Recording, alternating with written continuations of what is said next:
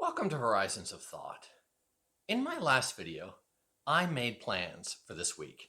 My plan was to start talking about fallacies in argumentation. But during the course of this week, I realized I made that plan too early. There's something else I need to do first. I need to talk about the other side of processes and planning. I need to talk about adaptability. This week, I needed to be adaptable. If there has ever been a time that anybody can remember where they've needed to be adaptable, we're living through that time right now. What plans have you had? What plans did you have for the year 2020? I guarantee you that whatever plans you had for the year 2020, there's not much of a chance that you've been able to fulfill all of them right now. A lot of your plans turn to stay at home or work really, really hard taking care of a boatload of sick patients, or deal with crazy people at grocery stores, or a whole lot of extra trucking that you were not planning on doing this particular year. But whatever your plans were, that's not what you got to do. And that is an important factor whenever you make any plans or processes. Your plans need to also be changeable. The processes that you engage in need to be changeable as the environment that you live in changes. This notion is encapsulated actually quite well in many religions of the world. In the philosophy of Ninjutsu, one of the elements is ku, or the emptiness or nothingness from which all things assume their form. This shows up also in Sun Tzu's The Art of War.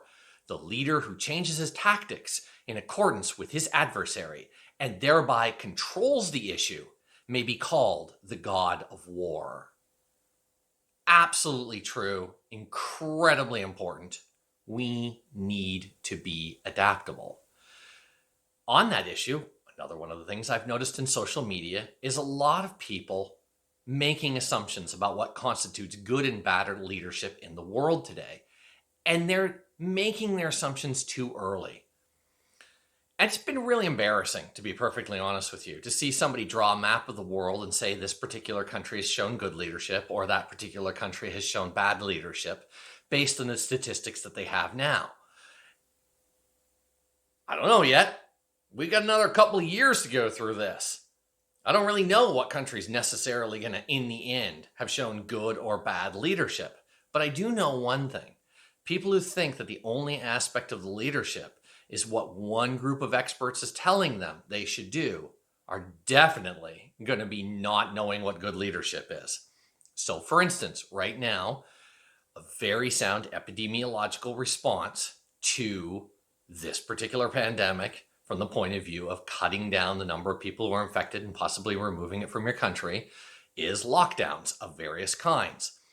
Now, if that's the only consideration you had, maybe you just locked down until there was no COVID-19 left in the world. But you have a whole slew of other things to deal with. You have to deal with the fact that human beings are social animals, and without their social interactions, they start to go crazy. I've mentioned that in previous videos on quarantine and the economy.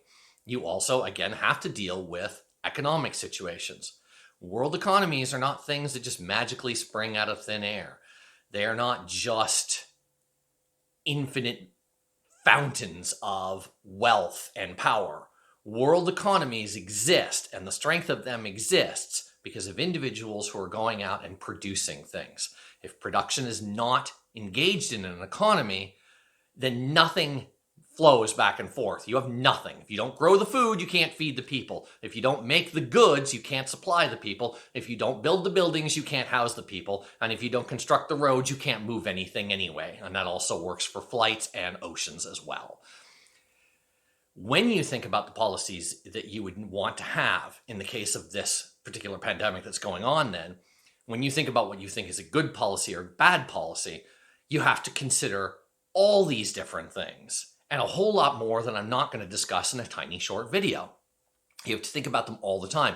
You have to get your inputs from the experts all the time from multiple fields, and you have to have the wisdom to know which is going to matter the most now.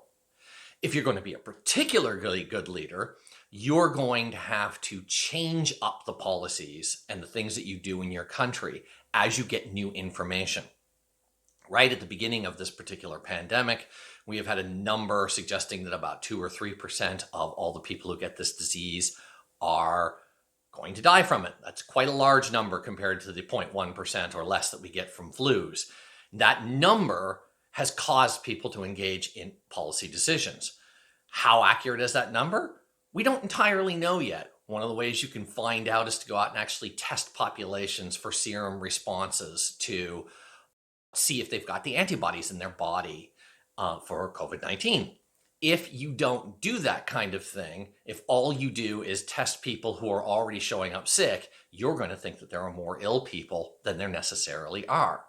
At the same time, it's not just important to know how many people die from a particular disease. It's important to know how fast that happens, because you can have a death rate that's amplified a whole lot. If a whole lot of people get sick and die at the same time, there's no hospital care for them. Or a whole lot of people die at the same time and everybody's so terrified it doesn't even matter what the rest of your decisions are, because they're going to stay home anyway out of complete and total fear. You need absolutely to take into account all of these kinds of things. And if you do not take into account all of these kinds of things, getting yourself updated constantly, you don't have any chance of being a wise leader.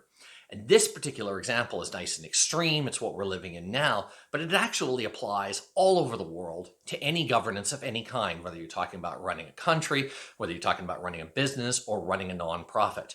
You have to take into account all the factors around you, and you have to be willing to change, to move, to flow. This emptiness, this seeming nothingness, is the source from which all things assume their form. It is the thing from which all your decisions ought to be made. If they're not made without taking this kind of stuff into account, you're assuming something about the nature of the world and the nature of the things going on around you, rather than observing and paying attention to what's going on around you. You will not be the god of war. You will not be victorious. You might just not survive.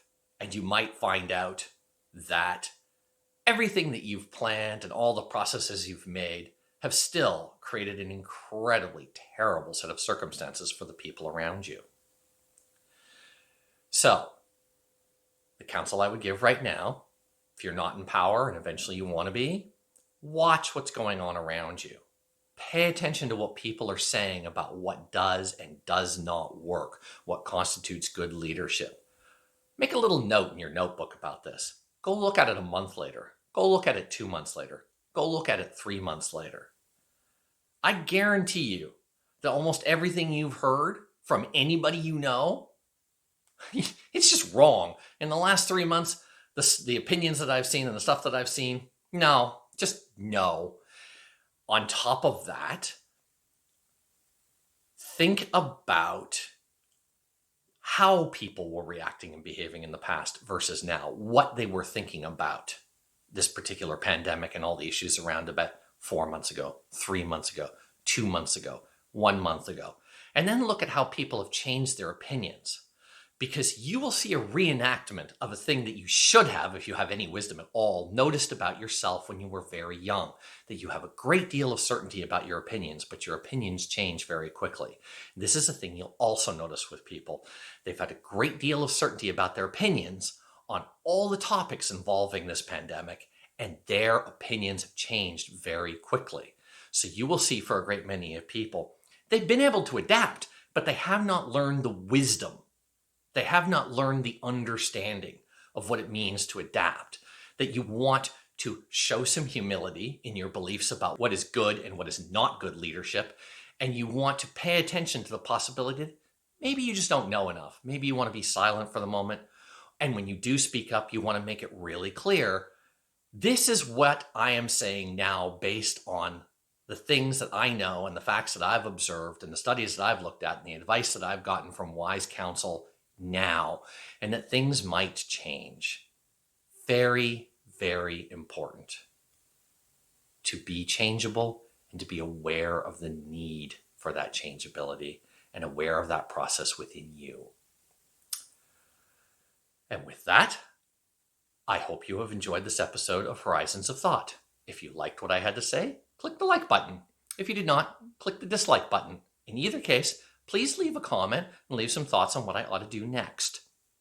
If you want to support this channel, please go below to the donor box, click on that, and hit the subscribe section. You can give a one-off contribution to the channel, or you can subscribe monthly. And if you subscribe monthly, I provide benefits based on that.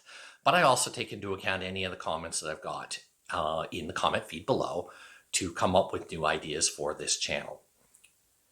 Thank you very much. Have a good day, and I hope to see you in a few days.